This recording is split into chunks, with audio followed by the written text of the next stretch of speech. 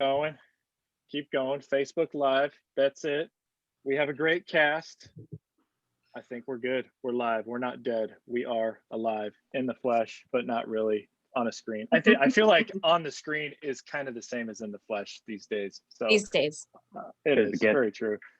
So welcome to the 38th jam session of Chicago Real Producers. Our primary mission statement is to connect, elevate, and inspire realtors in Chicago and partners, and just to kind of help elevate the community. It's funny to me how these little sessions have been fun. Partners fiend to get on them. The realtors love them. I have a lot of realtors who say, "Hey, these were fun. Can I get on one in a couple months? Would love to participate." So I'm just gonna not even like do my checklist of the bullet point checklist that I have for these. I'm just gonna I want everybody as much value as I can. The market's insane right now, especially for February. Everybody always says, "Oh, real estate really starts after the Super Bowl."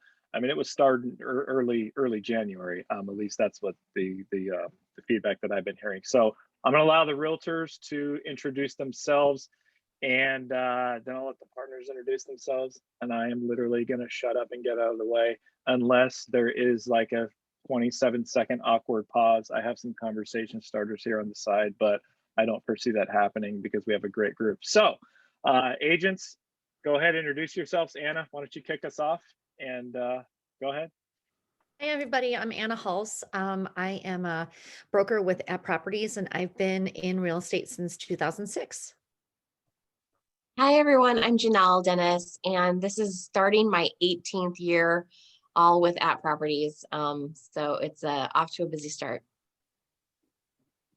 Hey guys, Mike McElroy with Center Coast Realty. I got into real estate in 2009. Perfect timing. It is. Hey everybody, Darrell Scott with Compass, and I got into the real estate industry in 2010. Around the same time. 2010, you were in, dude, you were in like college in 2010. No, that's when I graduated. I was gonna say high school. Yeah, yeah. Love it. I'm Josh Weinberg with Keller Williams One Chicago, and I've been in real estate for 17 years. And just grateful to be able to be with all these leaders and legends in our industry, and looking forward to getting to learn and share with everybody because I'm really, really honored to be part of this group and amazing human beings and amazing leaders. Thanks, Josh. Like, and I am too. It's funny to me how the industry, when you talk to people and just pour into them, it's like they naturally just want to reciprocate. So it's just really an honor to connect everybody. And now with that, I'm going to allow the partners to introduce themselves. I mean, we pride ourselves in cultivating a non-pay-to-play platform for realtors.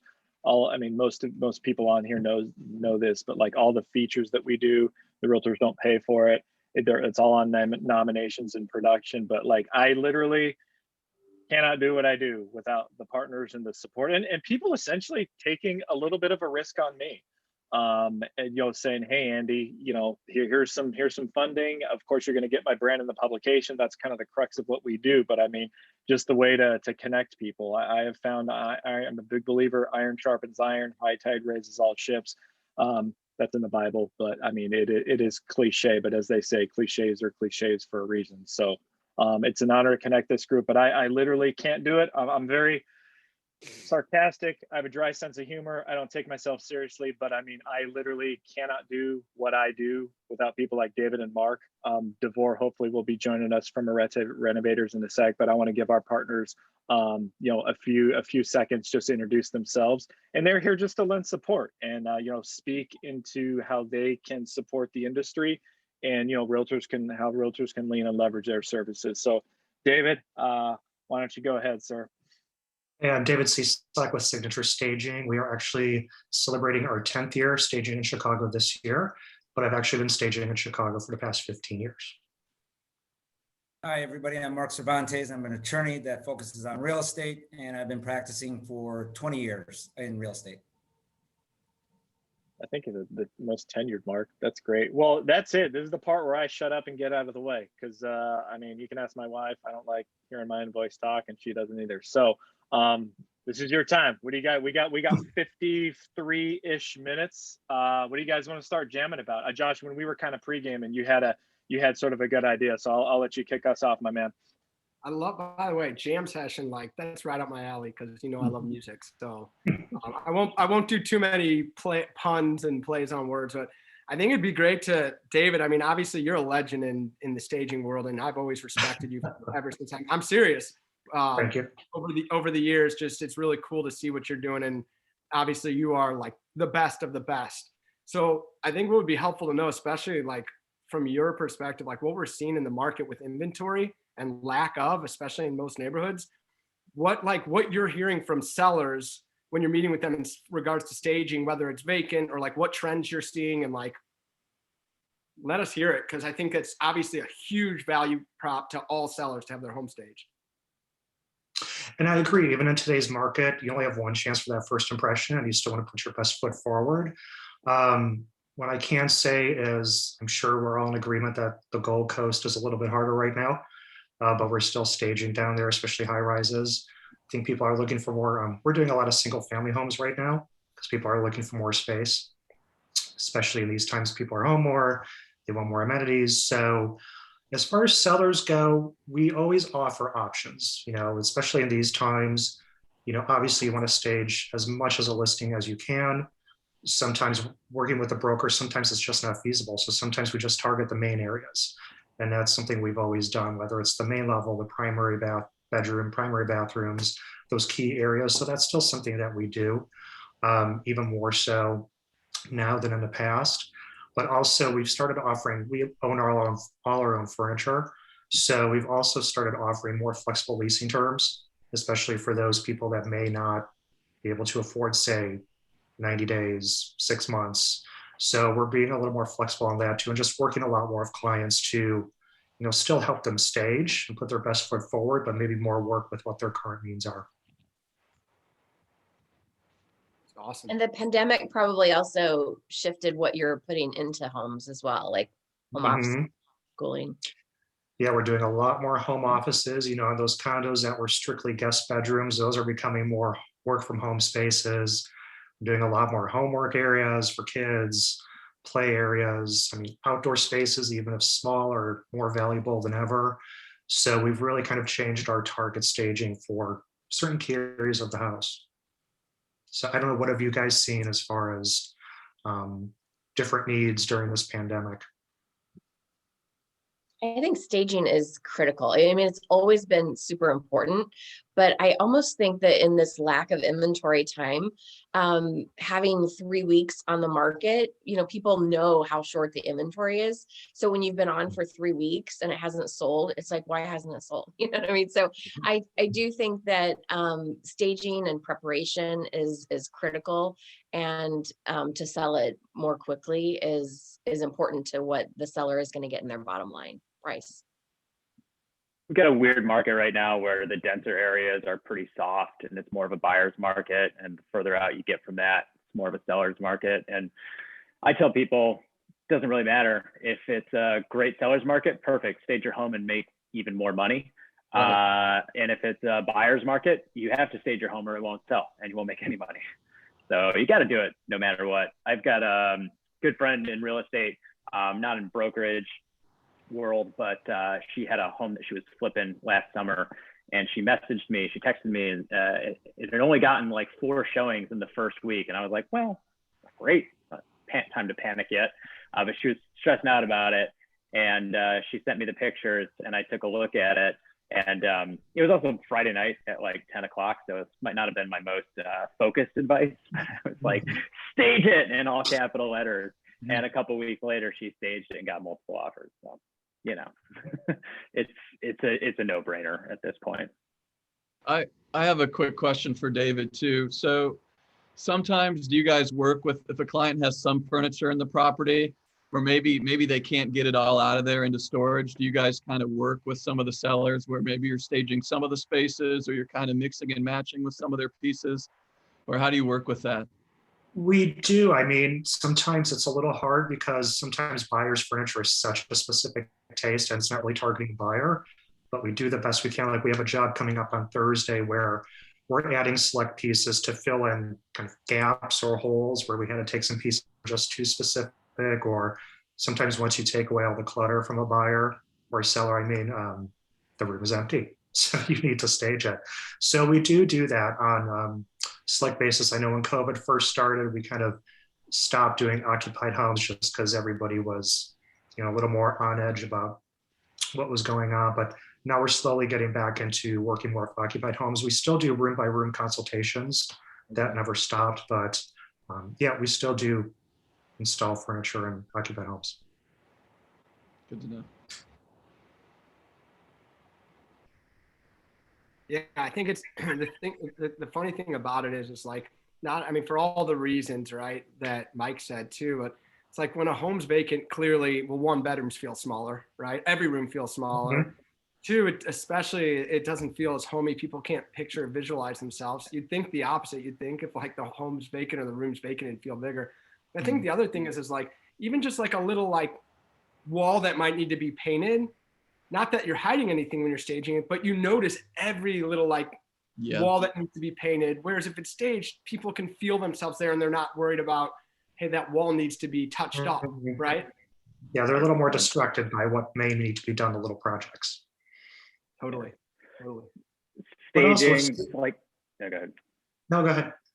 I was gonna say, spend your money first on staging. If you have more money, spend it on paint. If you have more money, then maybe we talk about lighting fixtures, floors, that kind of thing. But, I think that people are more likely to buy a home with scratched up floors if that's staged than a home and just say like, well, I guess I got to redo the floors, than they are to buy a home that is unstaged and has perfect, beautiful floors in it. Agreed. Generally speaking. Right. Yeah, because staging is really making that connection how you could live in the space, especially now. We want cozy spaces. We're in the middle of winter. Walking into a vacant listing is just going to feel cold and cavernous. So you want to walk into a listing that has like a comfy sofa and maybe sit down and maybe you stay and maybe you make an offer. Yeah, actually, we got a couple of listings we got to take. I'm sure everyone's dealing with this right now, right? You probably start reaching out to sellers at the end of the summer last year and say, hey, is 2021 going to be your year? Let's get those exterior photos taken. We had a few people take us up on it. Few people who didn't.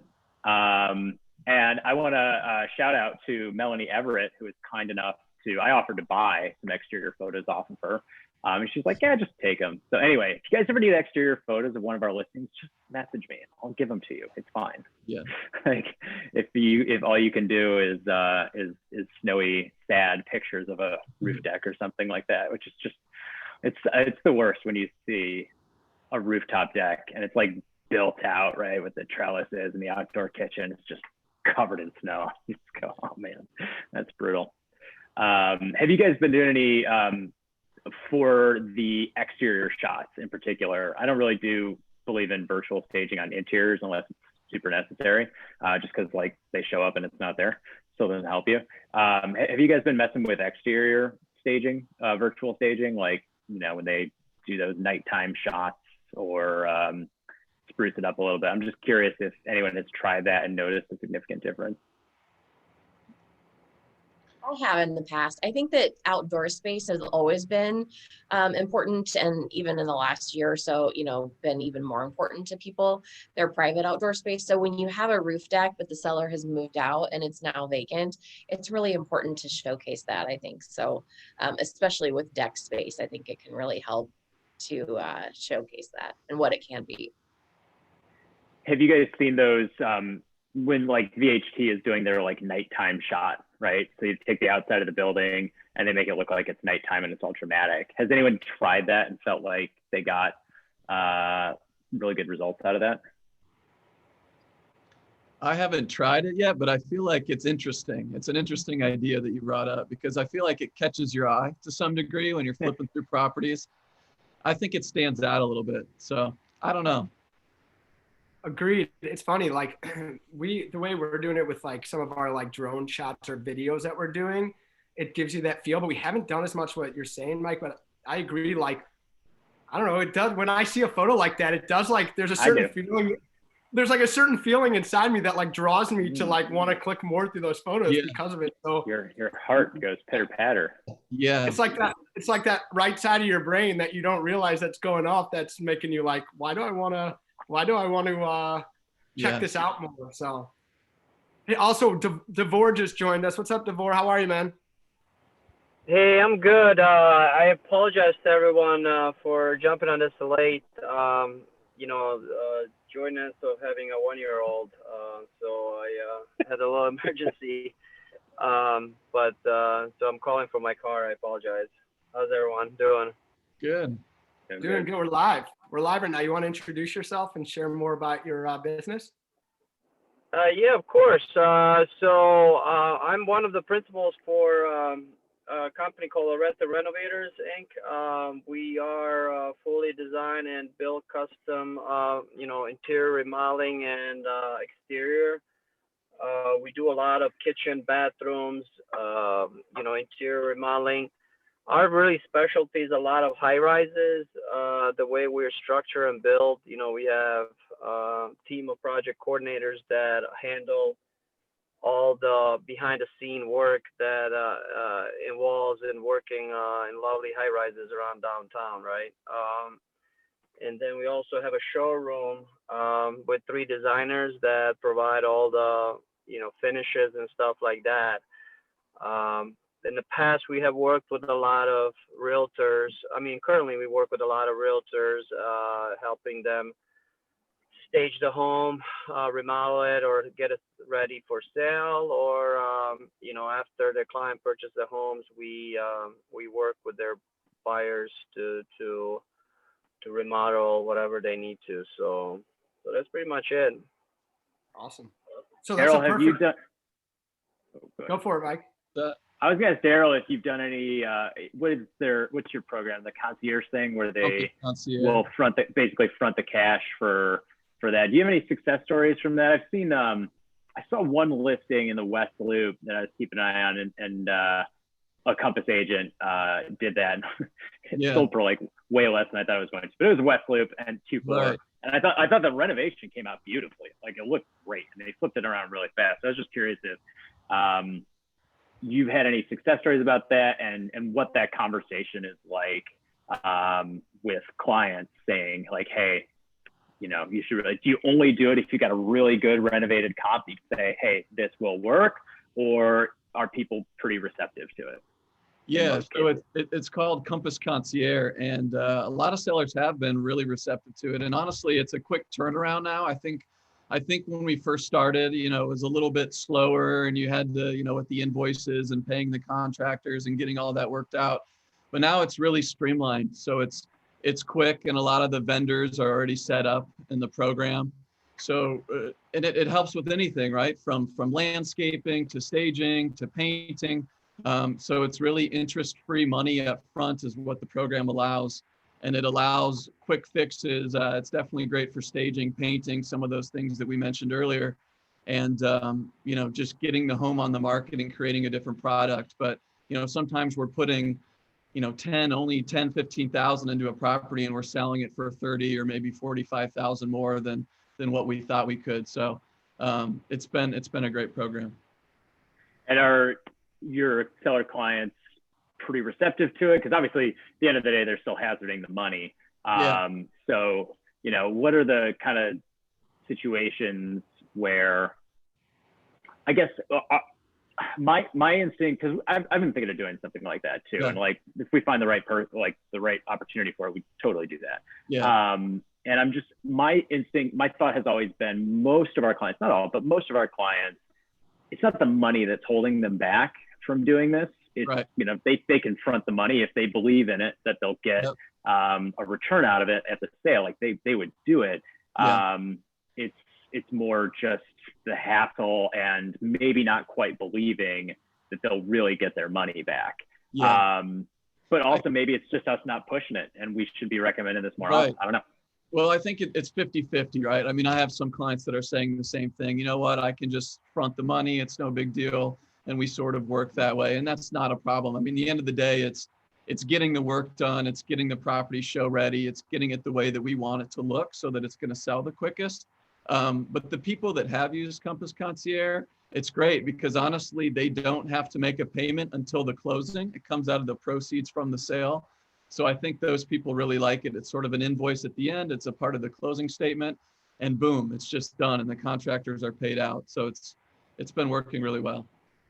Yeah. We have, I think, Janelle, I think we have something similar at App Properties. I haven't used that with any of my seller clients, but I have kind of a unique situation. I've got a listing that I've had since I think the last time we were on this. I was on one of these jam sessions. Unfortunately, it was, it's a great location. I do a lot of my work in Logan Square, and it is a super, super location, but everything I think with condos has been about timing. I sold the identical condo we went on the market in February. I had like 40 groups through in February, and we sold in April for $397. I have the exact same thing, a floor below. It was rented. So I put it on the market, I think in August, when everything was kind of like on the, the downturn, and I still have it. And so, I'm just kind of, my owner, it's been vacant since, I think October. So my owner, and then nothing was happening. I was getting maybe like one showing every 2 weeks, just because of the timing. So I'm like, we have to do something. And I know, I mean, I definitely think staging would for sure, be, really helpful, but I had my client, I'm like, we have to paint and we have to put new light fixtures in because it was just so outdated. It was just like, we need something to take away from all these horrible light fixtures and this horrible paint color. There were like holes in the wall. Like the paint was just like this horrible cream color. Just terrible. And so I finally got him to agree to do that. So that's starting today, but we're doing something kind of similar to the concierge thing. I'm actually paying for it, my own contractors. And then I've had my client sign an agreement that it'll come out of the proceeds at closing. So I'll let you guys know how, if it works. Fingers crossed. Yeah.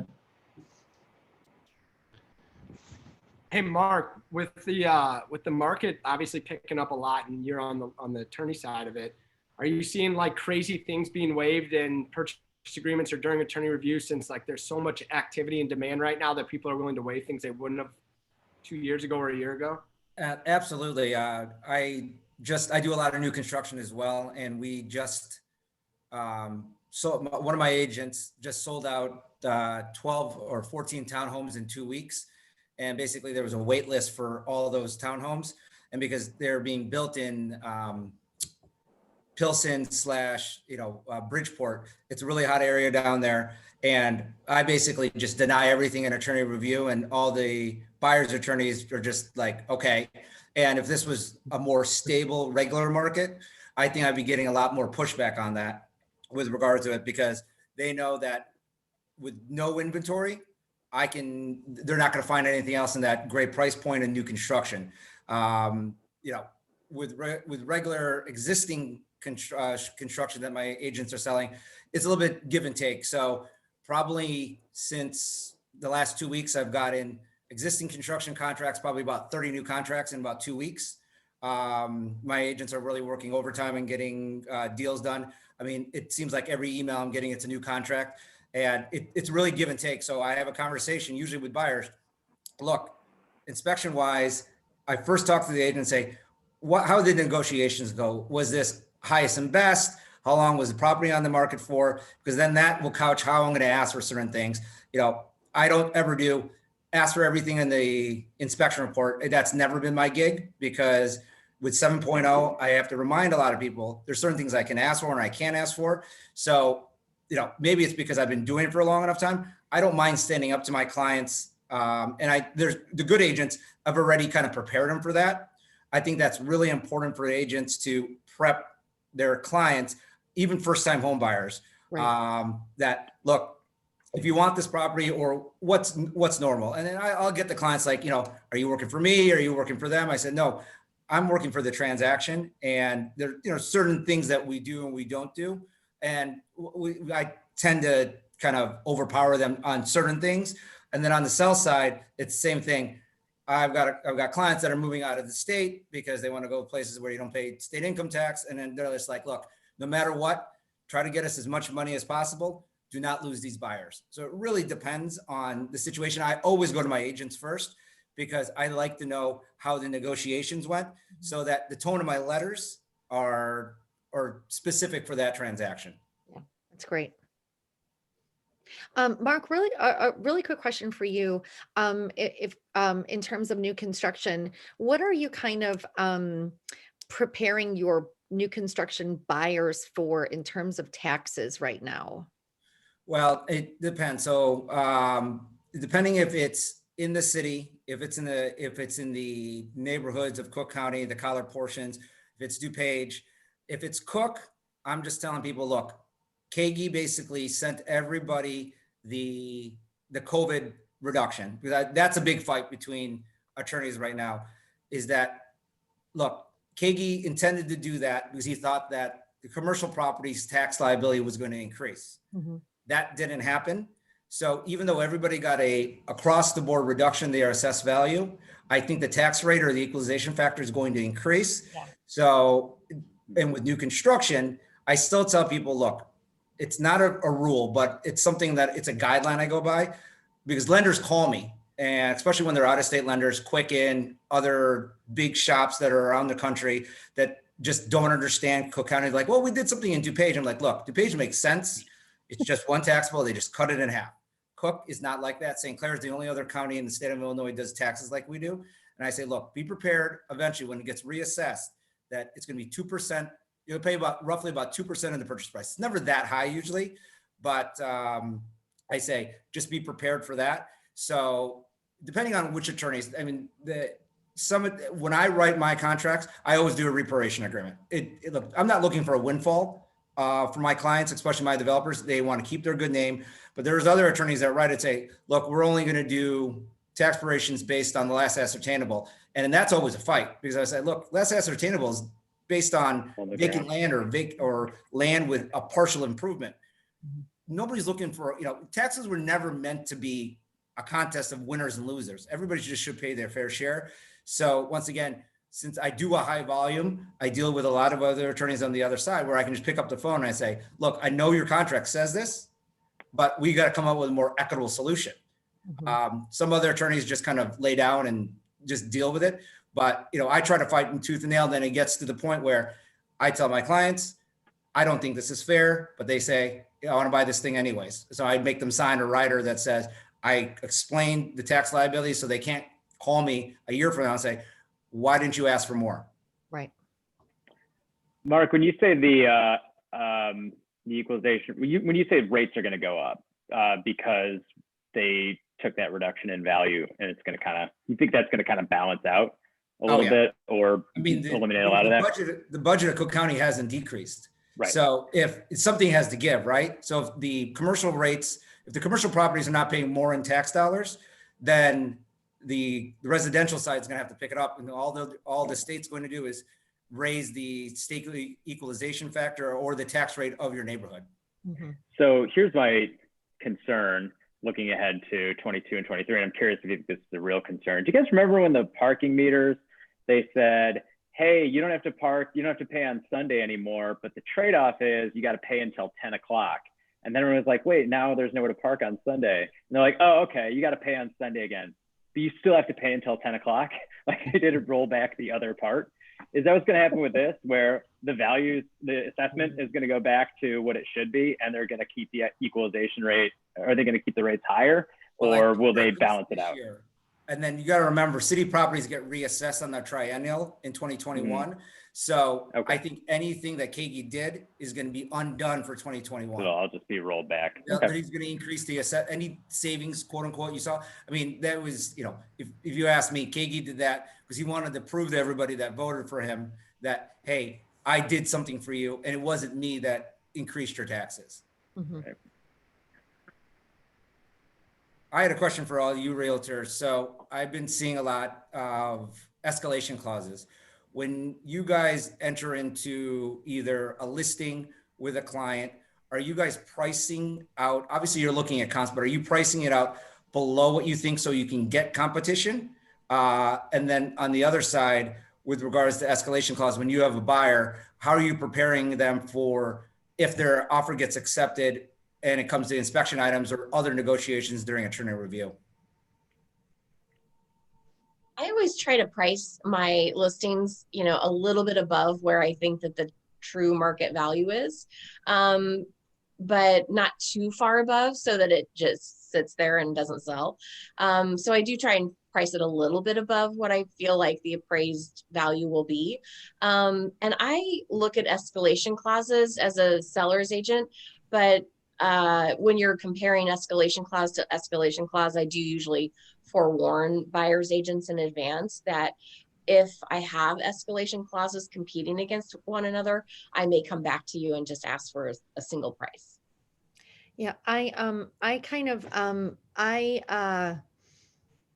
try and price properties where I think I'm going to get an offer, not so much where I'm going to get underprice it where I'm going to get 100 offers, but sometimes you just can't really predict what's going to happen with certain properties, especially right now with single family houses. I think there's such a shortage of single family houses in Chicago that people are just going totally bananas with offers. And I put on a listing in Logan Square last Tuesday, and we showed it just through Sunday, and I had 14 offers. And it went the price went bananas, and it only has one full bathroom. And it's something that I was like, well, it's hard for me to predict what someone's going to do with, with this one bathroom situation. But it was a feeding frenzy. I probably had 60 groups through last week.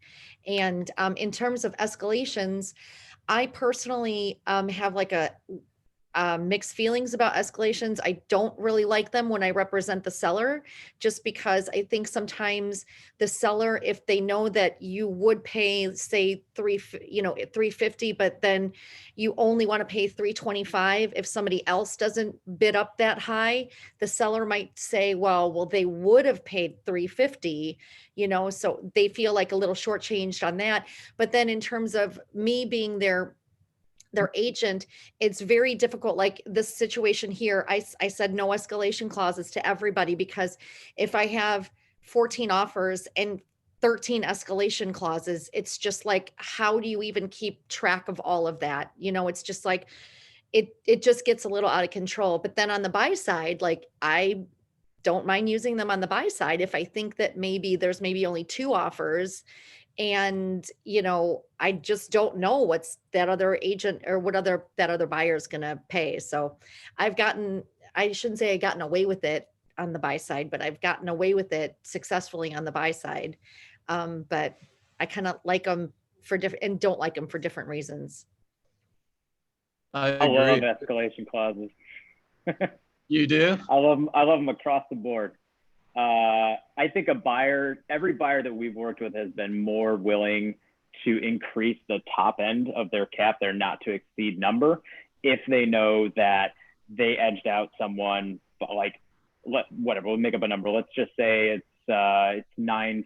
The place is listed at 900, and they put, they're going to be so much more comfortable writing 950 as their top number than they would if with an escalation clause of $5,000 over, than they would just 950.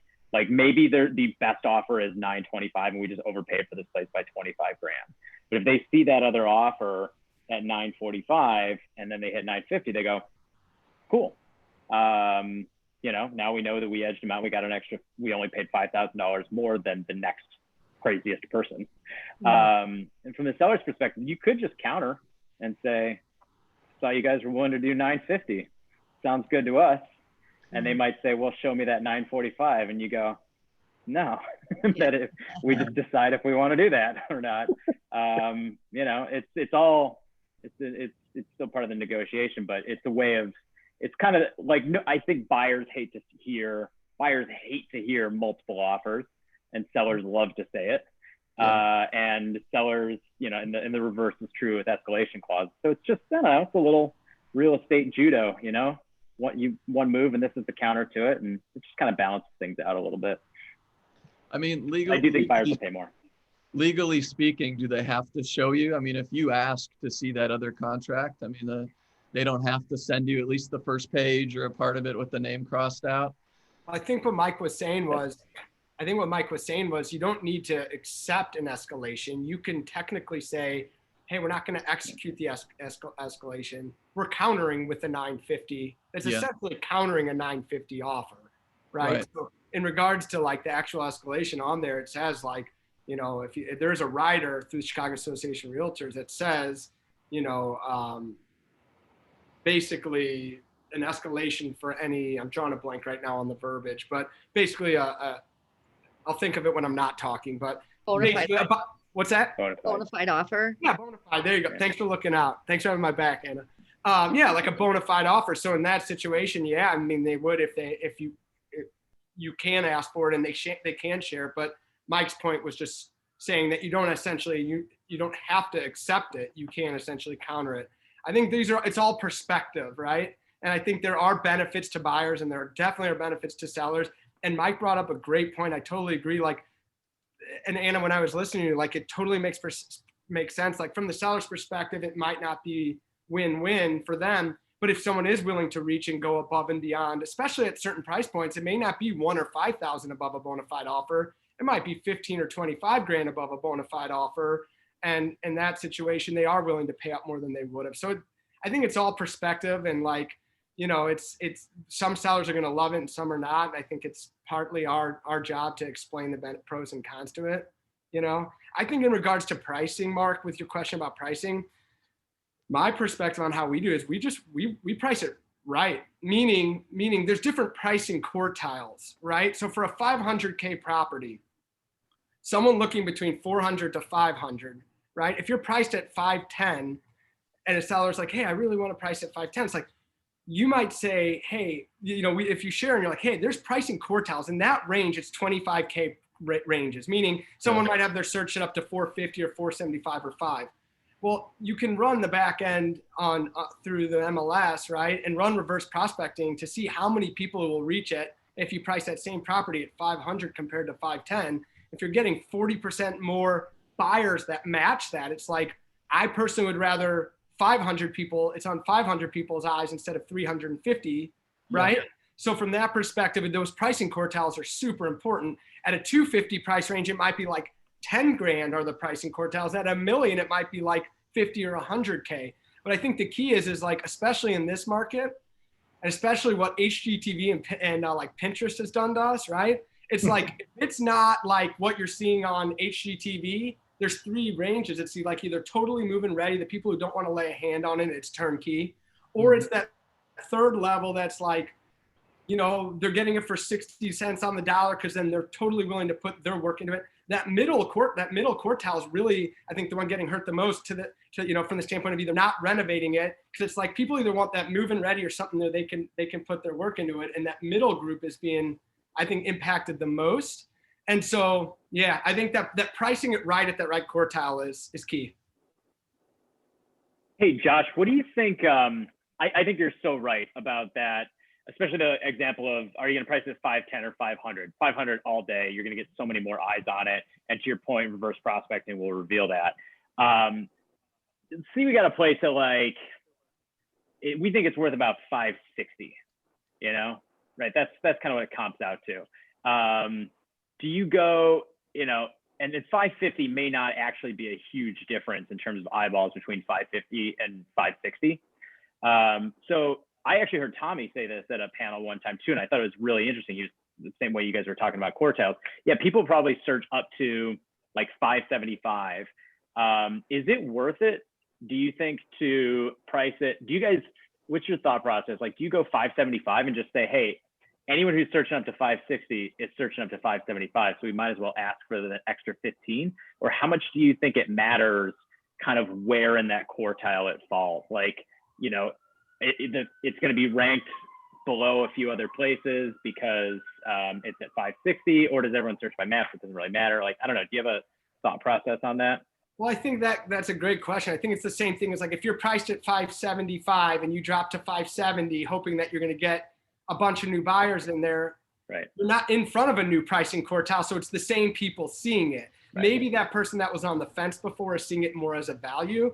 But I think that like if it's worth 560 and you price it at 550 and you're saying somewhere between 550 and 560, if it's truly worth 560, the market will be driven to the 560 number. And I think the thing is like sometimes, and it's everyone, including probably everyone on the screen, thinks their home is worth more and they want to price it more. And that's totally normal. I would, have that same perspective. But it's like, it's not just like the person who's looking up to 550 who says, yeah, but I look up to 600 if I'm looking to 550, or I look up to 575. But not everyone does, right? Some people are going to cut their search off at where their top number is, whether it has to do with taxes or assessments. So like to your point in that question, I'd say that like, it's a great point, and I think that you are missing out on anyone looking up to 550 if you're priced at 560. So are your question is basically, is 560 and 575 the same technical number? But you're saying go 550 because you're going to get more eyeballs and it's going to push it back up and maybe even overshoot a little bit because people get excited. If it's truly worth 560, the market will bring it there. Yes. Yeah. Okay. But I mean, again, it's like that same thing, right? So you could price it at 575 and then you're sitting and then you're chasing the market. And you're saying in that situation too, that once you decide to lower the price with your seller, that you're probably going to want to drop into that next quartile just so that you're really changing the amount of interest in that property, right? I mean, you're not going from 570 to 560. You're probably dropping to 550 at that point so you can get a whole new set of eyes on it. I mean, I think that's yes. And I mean, that not to say that we have never done that or that we won't do that. I just don't think that those price drops it's important for them to be impactful. Yeah. Otherwise you're literally chasing the market. Right. You know, 510K price drop is like, we're getting 5 or 6 showings a week, but no one's biting on this thing right now. And we just need to be like, hey, do something, That's what I think that does. It doesn't take you from dead to multiple offers to drop 10 grand.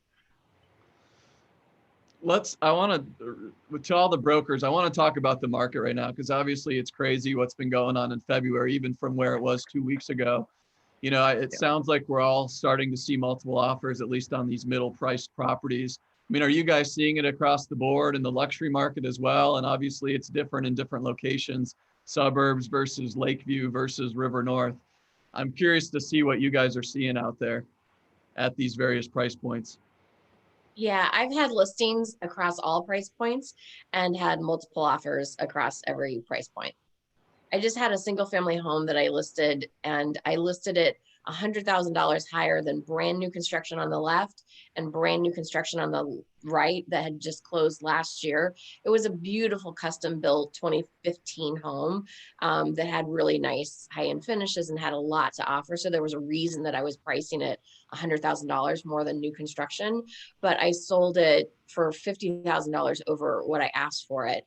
And I had 2 cash buyers duking it out for it. So, I mean, 9 offers later and 2 cash buyers, we sold to one of the 2 cash buyers. So it was crazy. And you weren't on the market at the end of 2020 with that property. Yeah, the funny thing is we were actually on, we initially were on the PLN, and I was getting a lot of interest.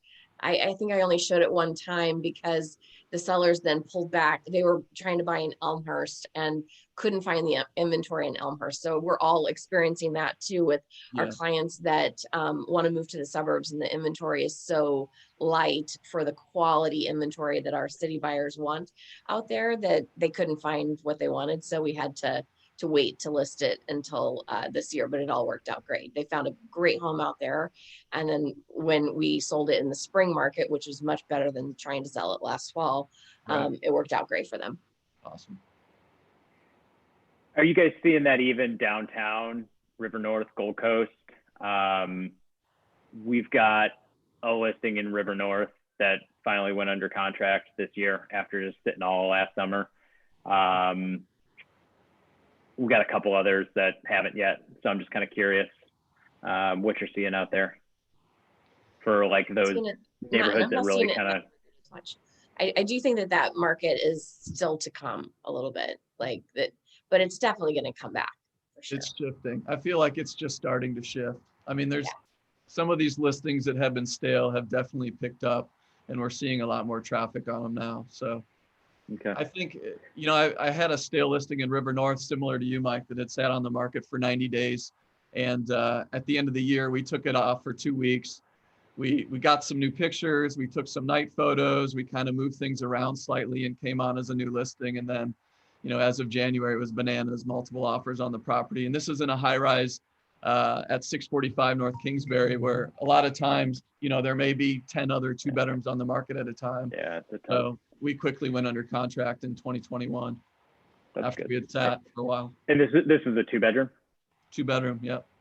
The crazy thing is, like, if you look at numbers from last year, right, because of the amount of inventory, like in like some of the neighborhoods like Streeterville, and you know how there was all those reports and cranes and whatnot, and there was that clickbait and 10 and 12 months of inventory.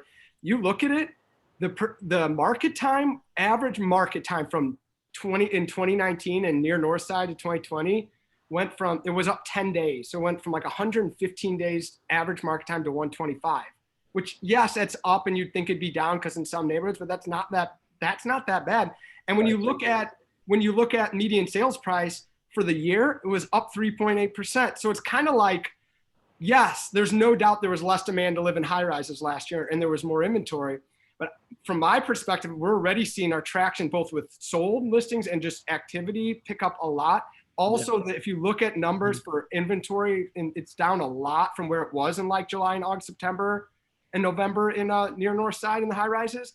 But then also, I mean, this is my perspective, and maybe it's just logic, is the further we get from last year, from just the madness, and the closer we get to the vaccine being readily available.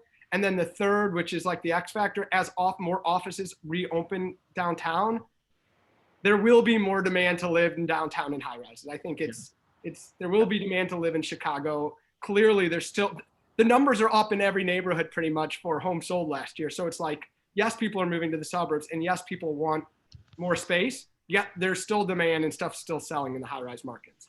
And what are you saying to the sellers in those areas? Obviously, you know, you've been on the market for a while, and you're having your weekly call, or every 2 weeks you guys are discussing activity, what's going on. How are you keeping them patient? What are the types of things that you're saying to those sellers?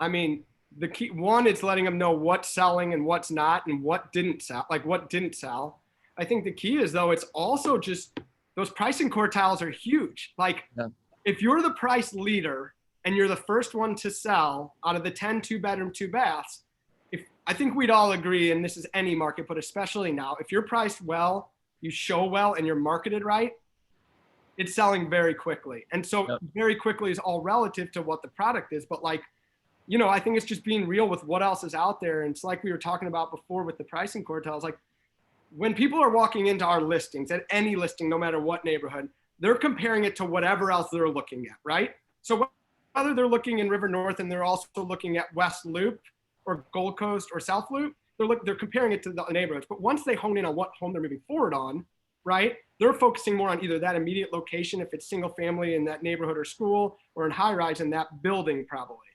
So to help them figure out what they're moving forward on, we're competing against everyone out there in those competing neighborhoods. So I think it's important for them to see that. But to run a market analysis for a property in the South Loop that when you're actually in the River North, right, doesn't make sense. So it's really educating them and letting them know the data, because this data is real. We have access to such great data through CAR and through like Fast Stats, and I think that the key is like it takes the opinion out of it.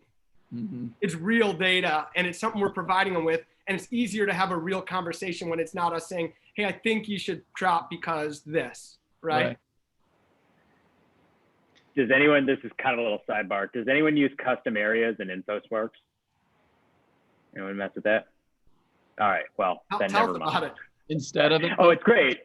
No, I use InfoSparks, and you can draw like the Gold Coast or West Loop, as opposed to having to look at near West Side or near North Side, and see some variation. So like 8022 Logan Square is going to get all of Bucktown in there too. So you can draw yourself Logan Square. So that's always, I've always used those. And I was just gonna say, they had a bug recently and it was totally messing up their data. And anyway, there's a workaround. You just have to resave that custom area. But it's a really cool tool, actually. It's the one thing that our clients, to Josh's point, really can't get on their own, is that hyper-local data, and being able to tell someone, yeah, here's what Chicago is doing, but also here's what's going on east of Halstead and Lakeview, because that's a different market than west of Halstead and Lakeview, or just the condos and not the single family homes, because that's a different market too. And that's the kind of stuff that they can't really get elsewhere. So love InfoSparks for that. That's cool. Before I forget, we want to get Davor's pearly whites in here. I'm going to take a screenshot of everybody. All right. Show some teeth. Don't be like my children and hold it for 1 second and then stop. When you see me stop smiling, then you can stop smiling. Okay. That was my best dad voice. Sorry. Okay, ready? 1, 2, 3. Okay, we'll see if we got it. I think we #nailed it. All right. Well, we got what, 7-8 minutes out. What's pressing? What do you guys see for February? Maybe early March, like before official. I know it's kind of technically spring the way the market is, but before like official spring hits. What are you guys doing to prepare? I think I'm reaching out to every potential seller and saying, let's get on the market, because we need inventory, right? I mean, it's crazy what's going on right now. We need more inventory for all our buyers out there. And I'm telling buyers likewise to hurry up and get it while you can. If you see it, go get it.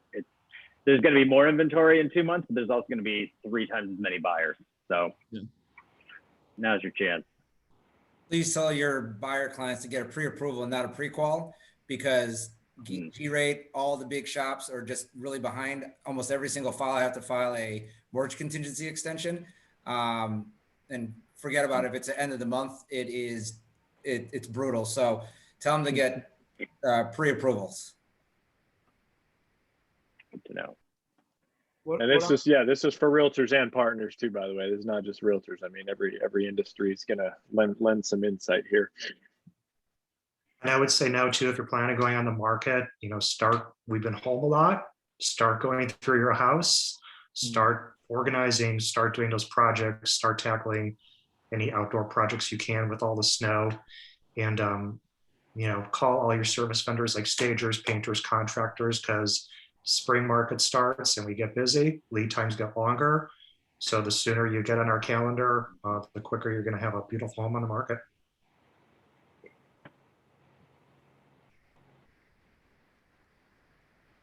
Yeah. I think the key is for especially, there's a lot of people in the situation that they either they need to sell first or they want to buy first. And it's like, some people are like, oh, I want to make sure I sell and we're seeing this a lot in the markets that have like 1 and 2 months of inventory, right? And especially like in the North Shore, I'm seeing it a lot as we've expanded, doing a lot more in some of the suburbs.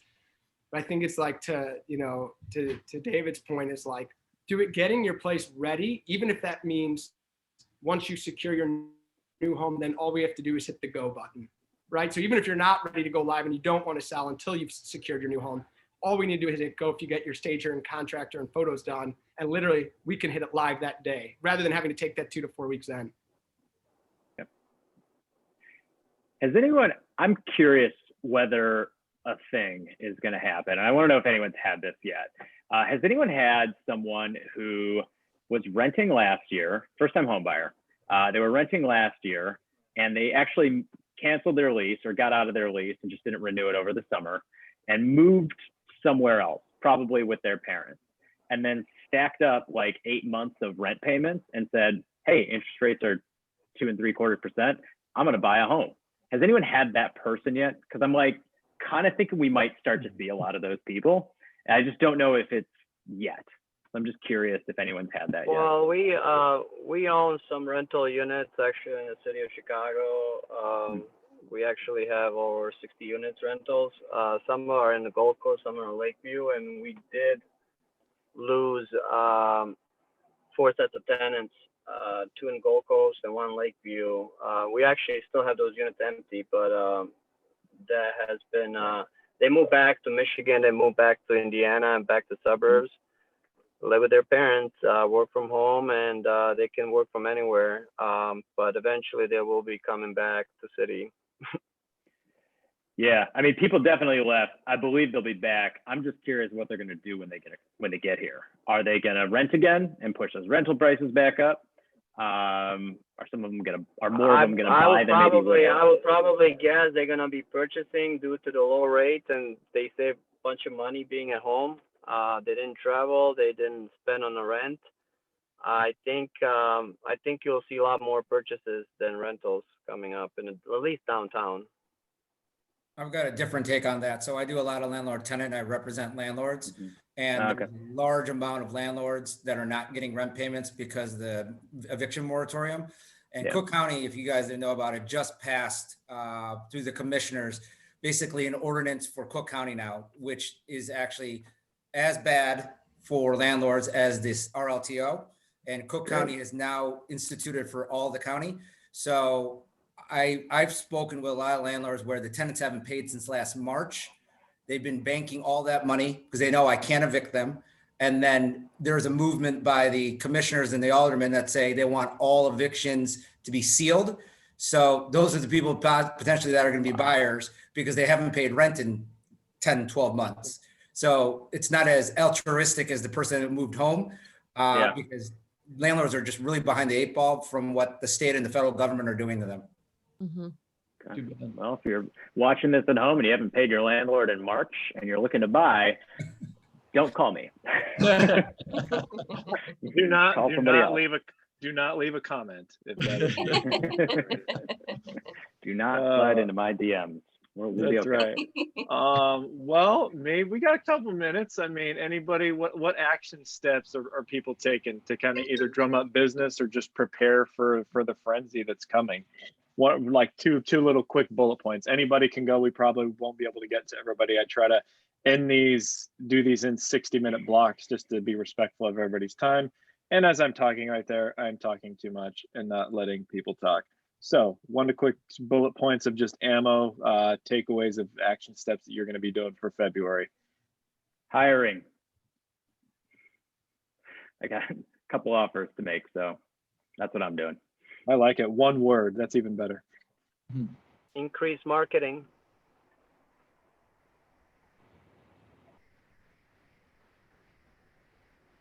Uh-oh. Bunch of blank stares. Did mine. Darrell, go on vacation. Yeah. Get away, relax, come back, ready to go. That was too easy. For me, just educating our clients up front so we can be well positioned when the time comes either to find the right home or to go to market. Because time is so of the essence in the market we're in right now, not just with when we're going on, but just moving forward on making decisions. Sure. Anna, Janelle, David?